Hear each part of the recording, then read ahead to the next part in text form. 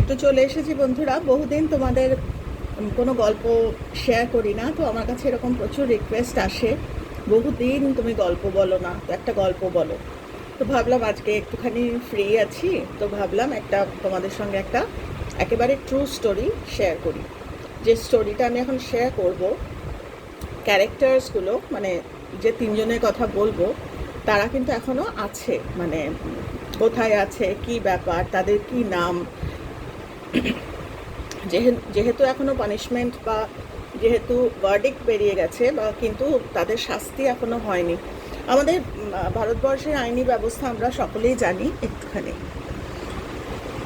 একটু স্লো বা যাই হোক, তো এখনও কিন্তু শাস্তি হয়নি, তারা কিন্তু এখনও এই পৃথিবীতেই আছে, যদিও জেলে আছে। তো তোমাদের গল্পটা বলি, কোথায় কি ব্যাপার, কি বৃত্তান্ত, বা কোথায় আছে এখন, বা কী তাদের নাম, আমি সেগুলো অ্যাভয়েড করে যাচ্ছি। তো ঘটনাটা হচ্ছে মা এবং ছোট একটি মেয়ে। মা কি করে, মায়ের পূর্বজন্ম সম্বন্ধে আমরা মানে অতীতটা, মায়ের পাস্ট সম্বন্ধে কিন্তু আমরা খুব একটা কিছু জানি না। এবার একটুখানি যখন বয়স হয়েছে, যখন মোটামুটি যখন যুবতী, সেই অবস্থায় তার একটি মেয়েটির বয়স বছর কত হবে, 7-8 বছরের একটি মেয়ে। তো তাকে নিয়ে এই মহিলা স্বামীর ঘর করে, কিন্তু তার স্বামীর সাথে মানে ঠিকঠাক মতো সংসার করা হয়নি, বিভিন্ন কারণে, আমি অত ইয়েতে যাচ্ছি না। তো সে মেয়ে নিয়ে বেরিয়ে পড়ে এবং একটা জায়গায় গিয়ে থাকে, এবং প্রথম থেকেই এই যে ছোট্ট বাচ্চা মেয়েটি, সে জানে মা নেশা করে, বিভিন্ন রকম নেশা মা করে এবং চুরি করে, স্পেশালি পকেট কাটে, পিক পকেটস, প্লাস রোজগার সেরকমভাবে ফিক্স কোনো রোজগার করে না।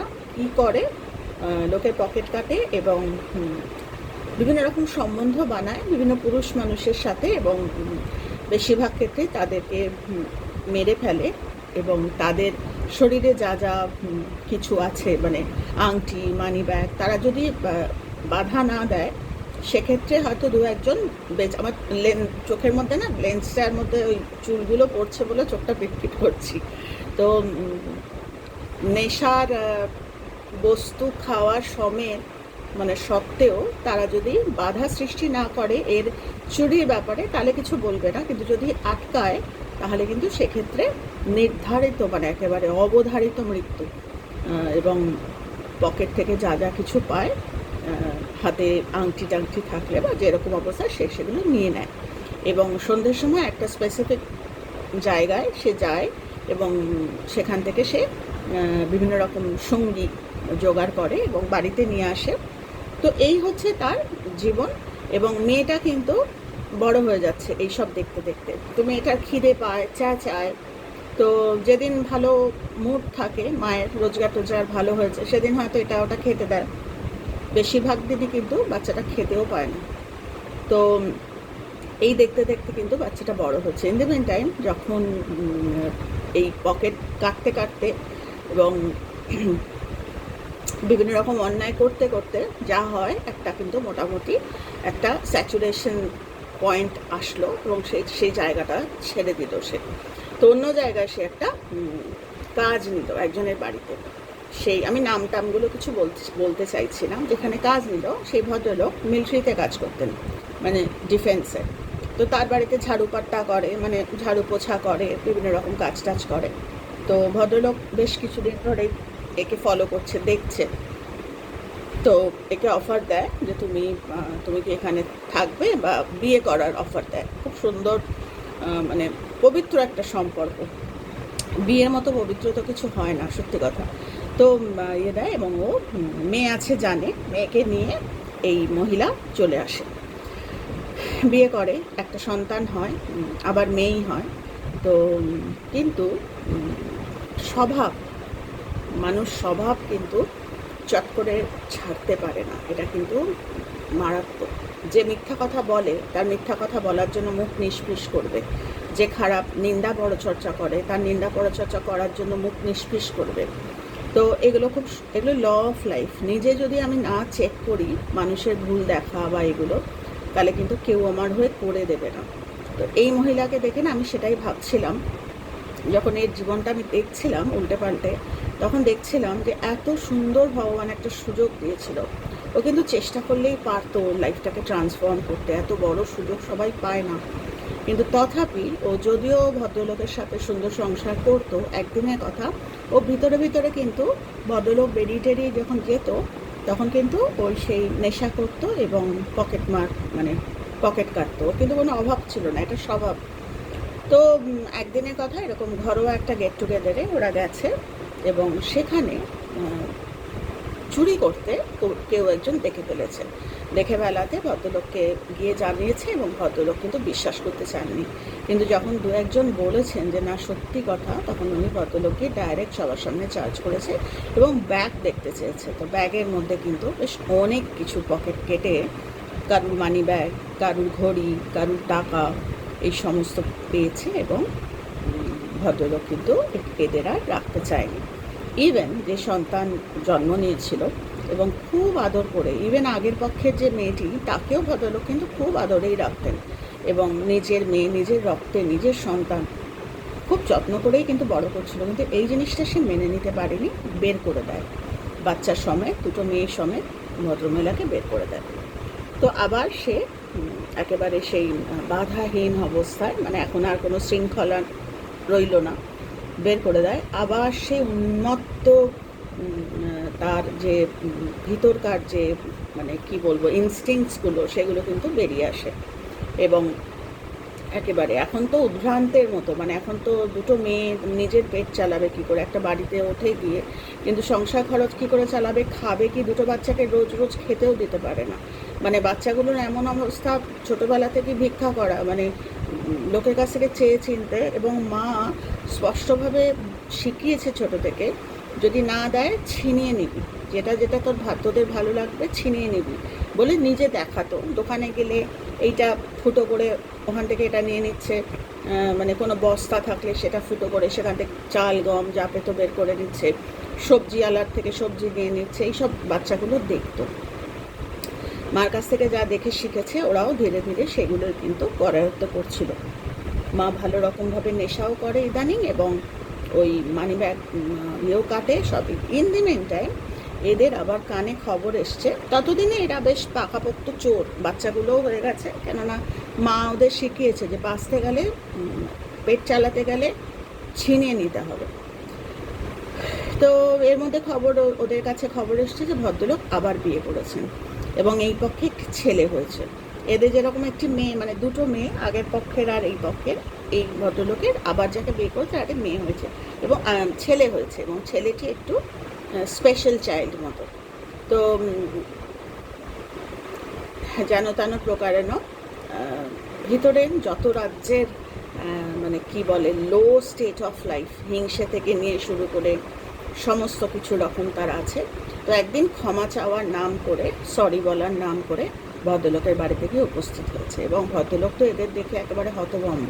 তার মধ্যে ছোট যে মেয়ে, ভদ্রলোকের রক্তের যে, তাকে দেখে তো যা হয়, আফটারঅল বাবা, এবং ভদ্রলোক তো খুব ভালো ছিলেন। তো যাই হোক, কিন্তু এর হিস্ট্রি দেখে ওকে, যা শুনে ওকে বাড়ির থেকে বার করে দিয়েছিল। তো এরা ঠিক করে, মা এবং মেয়েরা তখন বেশ বড় বড়, মানে 16-17 বছরের মেয়েরা, সবাই মিলে ঠিক করে পাশাপাশি একটা বাড়িতে থাকবে। তো একটা পাশাপাশি বাড়িতে, কাছাকাছি একটা বাড়িতে ভাড়া নিয়ে এরা থাকে এবং এদের পিকপকেটও চলছে, এদের সবই চলছে। তার মধ্যে এদের নতুন যেটা আমদানি হলো সেটা হচ্ছে, নিজেরা আর যত বড় হচ্ছে বাচ্চাগুলো, এসে খালি বলে যে মা আমাদের আর কেউ ভিক্ষা দেয় না, বলে কাজ করে খা। তাহলে ওরা প্ল্যান করেছে নতুনভাবে, স্পেশালি মেয়েগুলো বলেছে যে চলো আমরা ছোট ছোট বাচ্চা রাস্তা থেকে ধরে আনি, যাদের কেউ নেই সেরকম বাচ্চা ধরে এনে ওদের দিয়ে আমরা ভিক্ষা করাই এবং পকেট কাটা শেখাই। সেসব করতে করতে ওরা নানা করে 40টা বাচ্চাকে এরকম তুলে নিয়েছিল এবং এটা একেবারে সত্যি ঘটনা। যারা জানো তোমাদের প্রত্যেকের কাছেই রিকোয়েস্ট রইল, নামটামগুলো কমেন্টে না করাই শ্রেয়, আমি নাম করতে চাইছি না। তো এগুলো সত্যি মানুষের শিক্ষা হওয়া, যে মানুষের এইসব ঘটনা আমাদের বলে দিয়ে যায় যে আমরা আমাদের ভিতরে কিন্তু সবার মধ্যেই কিন্তু আবর্জনা রয়েছে। খুব খুব কম মানুষ আছে আমরা আবর্জনা থেকে বা আবর্জনাটাকে চিনতে পারি। একটা মা তার নিজের আবর্জনা চিনতে পারেনি এবং মেয়েদের কোথায় শেখাবে সেখানে মেয়েদের মধ্যে আবর্জনা ঢুকিয়ে দিয়েছিল। 40টা বাচ্চাকে এরম করে তুলেছে, তার মধ্যে 14টা বাচ্চাকে 13 এবং যতটা আমার যতটুকু পড়া তাতে 13টি বা 14টি বাচ্চাকে যখন ওদের কথা শুনছিল না, অবাধ্য হচ্ছিল, ছোট ছোট বাচ্চা তো কান্নাকাটি করছিল, খিদে পেত, এরা যখন নিজের বাচ্চাকেই তো খেতে দিতে পারে না, তখন এরা 13 থেকে 14টা বাচ্চাকে এরা মেরে ফেলে এবং 40টা বাচ্চাকে এরা অপহরণ করেছিল। তো যাই হোক, এইসব করতে করতে একদিনের কথা, যখন পাশাপাশি ওরা থাকে এবং ভদ্রলোক রাজি হয়েছে সপ্তাহে একটা দিন করে ওরা এই বাচ্চাটার সাথে খেলা করতে যায়। তো ভদ্রমহিলা অতটা এই ডিটেল কিছু জানে না, মানে এ পক্ষের বউ। রোজই মা মেয়েদের বলে ওই ছেলেটাকে মেরে ফেলতে, কেননা ওদের মধ্যে ওগুলো কাজ করে, হিংসে। যখন দেখে বাচ্চাকে বাবা অথচ সেম সুযোগটা কিন্তু এরাও পেয়েছিল, এরা রাখতে পারেনি। তো এরম করতে করতে বেশ কিছুদিন যাওয়ার পর ওরা প্রত্যেক সপ্তাহে একদিন করে যায়, এদের সাথে খেলা করে, সময় কাটায়। করতে করতে একদিনের কথা, যেদিন এরকম ঘরটা ফাঁকা ছিল এবং মায়ের কথায় বাচ্চাটাকে কিন্তু মারা হয়, মেরে ফেলে এবং খুব বাজেভাবে। মানে 7 বছর 8 বছরের একটি ছোট্ট ছেলে, তার মধ্যে স্পেশাল চাইল্ড। তো যাই হোক, একেবারে হাতে নাতে ধরা পড়ে, 3জনকেই তাড়া করে পুলিশ এবং ধরেও ফেলে। তো তারপর তো এদের শেষ পর্যন্ত এদের একেবারে শেষ যে শাস্তি, আমি আর উচ্চারণ করছি না, সেটাই হয়েছিল। পরবর্তীকালে অনেক দিন যখন কেস চলছে, ট্রায়াল চলছে, সেই সময় জাজ ওদের বলেছিল যেটা ইমপ্রিজনমেন্ট, মানে সারা জীবনের কারাবাস, ওইটাকে সরিয়ে সারা জীবনের কারাবাস। তারা এখনও কিন্তু বেঁচে আছে। এবার কথা হচ্ছে, এদের নিয়ে যে সিনেমা বা ডকুমেন্টারি হয়েছে, তো তাতে যে রিপোর্টার্সদের সাথে ইন্টারভিউ হয়েছে, তারা কিন্তু প্রথম থেকে বুঝতে পারেনি যে এই বাচ্চাটাকে কে মেরেছিল। আসলে ওরা ভেবেছিল মা মেরেছে বা বড় দিদিটা মেরেছে। আসলে যে সব থেকে শান্ত ছিল এদের মধ্যে, দেখতে শান্ত ছিল, আস্তে আস্তে কথা বলতো, আসলে কিন্তু মেরেছিল সে। মানে ভদ্রলোকের পরবর্তী যে প্রথম সন্তান যে সে নয়, ভদ্রমহিলার যে প্রথম মেয়েটি সে মারেনি, মেরেছিল কিন্তু আরেকটি মেয়ে, যে ভদ্রলোকের সঙ্গে যে মেয়েটি হয়েছিল সে মেরেছে ছোট বাচ্চাটাকে, ওর ওই হিংসের থেকে।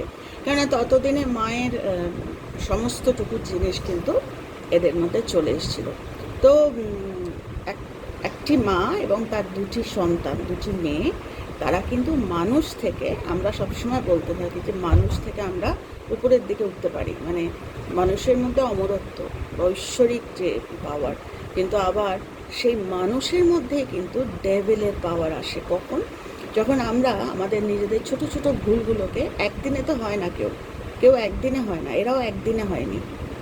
বা যদি আমি ভদ্রমহিলারও পুরনো, আমি চেষ্টা করছি ভদ্রমহিলার অতীতটা একটু ঘাঁটার, কিন্তু সেটা আমি পাচ্ছি না, কোনো সেরকম ডকুমেন্টস কিছু পাইনি এখনো পর্যন্ত। পেলে তোমাদের হয়তো জানাবো। তো মেয়ে দুটোকে কিন্তু মা পারত, কিন্তু মা কিন্তু করেনি। কাজেই 3জনেই উপর দিকে ওঠার জায়গায় তারা কিন্তু একেবারে সেই মানুষরূপী অসুরের জায়গায়। কেননা বলতেই বলে যে না, আমাদের ভিতরেই মা দুর্গা, আমাদের ভিতরেই কিন্তু সেই মহিষাসুর। তো মা হয়ে নিজের ভিতরে সেই সত্তাটাকে মা রূপে, সেই শক্তি রূপে না সংস্থিতা, তো সেই মা রূপে আমরা কিন্তু সেই ডেভিলগুলোকে, নিজেদের প্রথম যে ভুলগুলো বলছে না, জীবনের প্রথম ভুলটা ওটা মারাত্মক, তখনই সামলানো, কিন্তু মা তো নিজেরটা সামলাতে পারে না। তো চোখের সামনে 3টে জীবন এভাবে।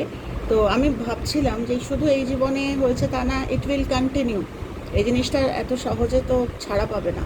তো কর্মের ফিকিরে তো পড়ে গেছে, এই জন্মে কবে শাস্তি হবে কেউ জানে না, কিন্তু এটা কিন্তু চলতে থাকবে। তো এই ঘটনাটা মনটা খুব নাড়া দিয়ে যায়, যে চোখের সামনে দেখি যখন মানুষ ভুল করছে এবং আমরা ভাবি যে ও কিছু না, কিন্তু আসলে কিন্তু বাচ্চারা সব দেখে। মানে স্পেশালি বাবা মার জিনিসগুলো বাচ্চারা দেখে। তো এই সব ঘটনাগুলো থেকেই কিন্তু আজকে এই ভয়াবহ চতুর্দিকে পরিস্থিতি। আমি সবসময় বলি না যে বাচ্চাদের সামলানোর আগে বাবা মাকে সামলানো। তো এই গল্পটা না মনে করিয়ে দিয়ে যায় যে বাচ্চাদের সামলানোর আগে বাবা মাকে সামলানো খুব প্রয়োজন, তো তবেই একটা সুন্দর সমাজ গড়ে উঠবে। তো যাই হোক, আজকে আমি তোমাদের সঙ্গে এটাই শেয়ার করলাম। তবে তোমাদের সকলের কাছে রিকোয়েস্ট, কেন অনেকেই হয়তো তোমরা জানো, কমেন্ট সেকশনে কোনো নাম উল্লেখ করতে বারণ করছি, কারণ সোশ্যাল মিডিয়া তো, কারণ এটা এখনও কিন্তু এটা হয়নি, তারা এখনও রয়েছে। তো আজকে তোমাদের সঙ্গে এই ঘটনাটা শেয়ার করলাম। তোমরা যদি এরকম গল্প আরও শুনতে চাও এই ধরনের, একটু একটু অন্যরকম, একটু একটু কষ্টের, কিন্তু হ্যাঁ এগুলো থেকে কিন্তু জীবন আমাদের অনেক, মানে এই ধরনের ঘটনা থেকে আমাদের কিন্তু অনেক কিছু শিক্ষা, মানে সাবধান হতে পারি আমরা। তো তোমরা যদি এই ধরনের গল্প ইন্টারেস্টেড হও শুনতে, আমাকে জানিও, তো আমি তোমাদের আবার শেয়ার করবো। খুব ভালো থেকো তোমরা সবাই। আর যে যেখানেই আছো না কেন, রোজ রোজ ভিতরের অসুরগুলোকে চলো আমরা মারার চেষ্টা করি, একদম ডে ওয়ান থেকে। প্রথমেই কিন্তু মহিষাসুর আসে না, প্রথমে ছোট ছোটরা আসে, সেইগুলোকে আগে দমন করতে হয়। তারপরে দমন যে করতেই জানে না, সে কোনো দিনও বড় কিছু আসলে ভিতরে যে অসুরগুলো, সেগুলো এলে দমন করতে পারবে না, লোভে পড়ে যাবে বিভিন্ন রকম, কেননা সে তো দমন করতে জানেই না, শেখেনি কখনো। তো এই ঘটনাগুলো না আসলে আমাদের সাথে রিমাইন্ডার দিয়ে যায় যে নিজেদের সাবধান হওয়ার জন্য। তো যাই হোক, খুব ভালো থাকো, আর যে যেখানে আছো সকলে গজে থেকো। টাটা।